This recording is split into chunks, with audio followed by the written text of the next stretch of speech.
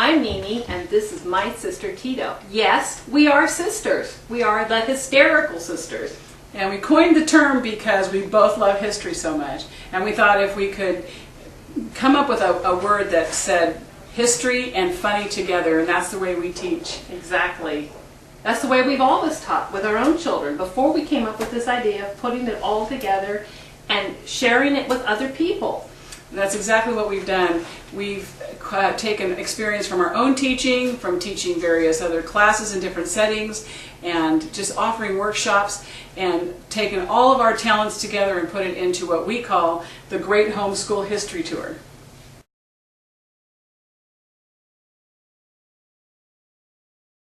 The Great Homeschool History Tour is actually a once-a-month class, and the reason we call it a tour is because if students stay with us all year, then they will have a portfolio at the end of the year showing all the stops they made through history, learning about so many different topics. It's just fascinating.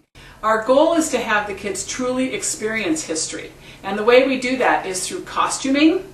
Have the kids come dressed in costume. They experience it by partaking in a period lunch. The younger students will rotate to activity stations, and we actually start the day out with an educational and fun interactive teaching lecture.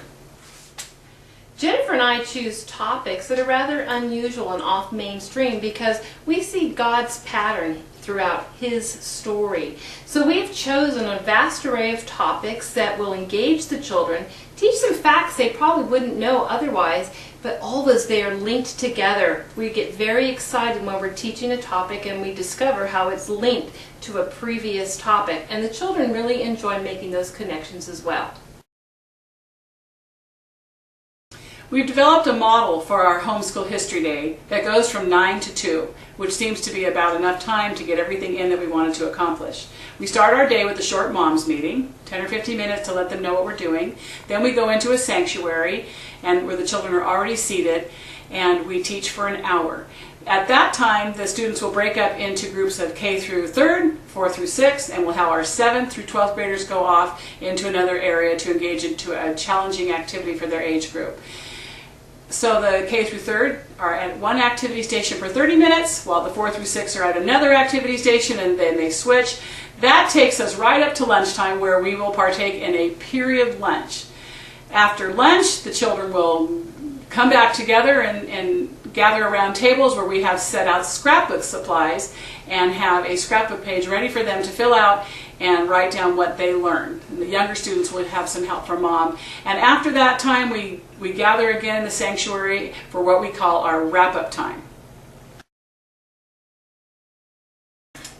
Now, don't let the idea that we lecture the students scare you off. It's more of an interactive time where we almost put on a show. We use overhead projections to illustrate significant people, significant events for the children to get a visual idea of what we're talking about. We use historic music from the time period to engage them. We frequently have the children sing along with us. We perform. Tito is famous for using visual aids and annoying me during the lectures. It's all great fun, and it's amazing to us when we do our wrap-up at the end of the day just how much the students have learned. Oh, here comes Tito right now.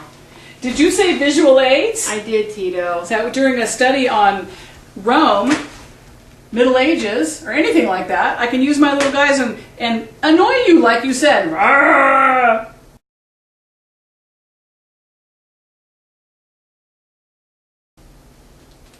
Part of our model and part of our day includes what we call the photo shoot. And this is one reason why we have the students come dressed in costume. So we set up a period backdrop so that, for instance, if we were doing whaling, we might have a mop and a bucket, or just some different things on the wall. The students will have their pictures taken there. So whether they come dressed in costume or not, and most of them do come dressed in costume, and we do encourage that, we always have a few items on hand in order to outfit them. We have a saying, if you don't come in costume, we'll costume you. But some moms can stand by and help put a vest or a hat on a student. It's so easy just to gather a few props and have them hold a prop. This would be for a topic like cowboys. And then the idea is At the end of the school year, the students will have a portfolio, a binder, which shows all their different stops in history. And there's their scrapbook page where they will write what they learned.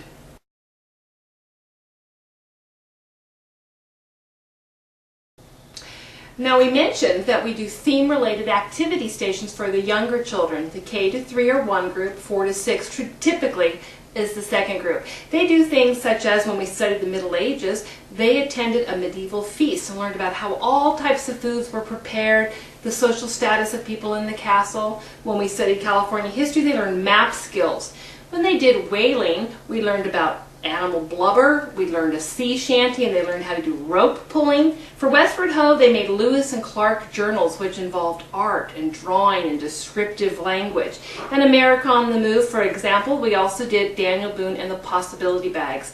So it's very important to Jennifer and I, when we develop these different activities, that they engage the senses, that they vary from topic to topic, and that they're interesting and engaging for the children.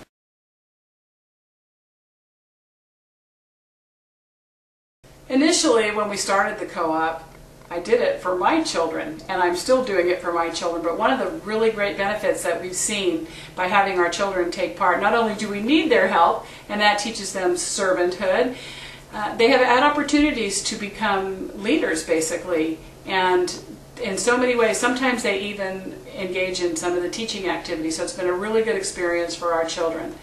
Every month, I have to costume at least 4 or 5 people, but that is an aspect that is, it does require a little planning ahead and a little bit of work, but it's such a vital part to our co-op and to our tour through history. And we find if we just dig through the dress-up box, make a trip to the thrift store, the kids really get into it, and it doesn't have to be that difficult. Now, that was a typical shopping day for Jennifer and I at one of our favorite thrift stores. I have to admit that when we travel, we like to hit every thrift store we can find. It's not as difficult as you might think to costume your children. You can buy a long sleeve shirt, cut off the collar, and you've got a pretty typical 1800 shirt for a boy. For more information and ideas, check out our packet. We have a lot of ideas for each time period and each topic that we teach. People frequently ask us, how do we keep the interest of children as young as kindergartners and as old as 12th graders? Well, we do it in our lecture time by engaging them. We use humor, we use music, we have the overheads and things to keep their interest and keep them following along with what we're talking about. Now, once we break into our activity stations, we developed a program for the 7th to 12th graders that involves engaging and hands-on, challenging projects for them to do. They have done a variety of things, such as developing interview questions for presidents and then conducting a formal interview. They have testified before a Senate subcommittee on social conditions during the Industrial Revolution.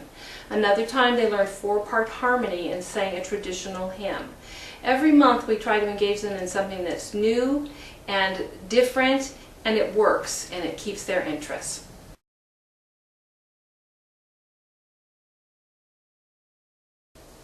The Great Homeschool History Tour has really caught on. People have found out about it through homeschool newsletters, word of mouth to their friends, just different ways. And so we have quite a large group of students that we teach every month.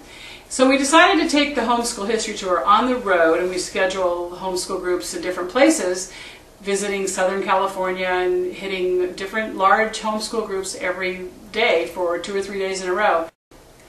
As much as we'd love to, Gina and I have discovered that we can't be everywhere at one time. So to solve the problem, we have come up with a product so that homeschool groups can go on their own homeschool history tour in their own area with their own group.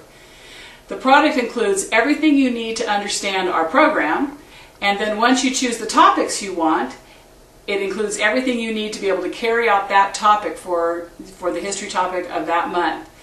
It includes a DVD of our 1-hour presentation on the topic, so you'll have to show it on a projection screen. It's not as good as having us live, but it's the next best thing. It includes the scrapbook pages, ideas for the recipe for your period lunch.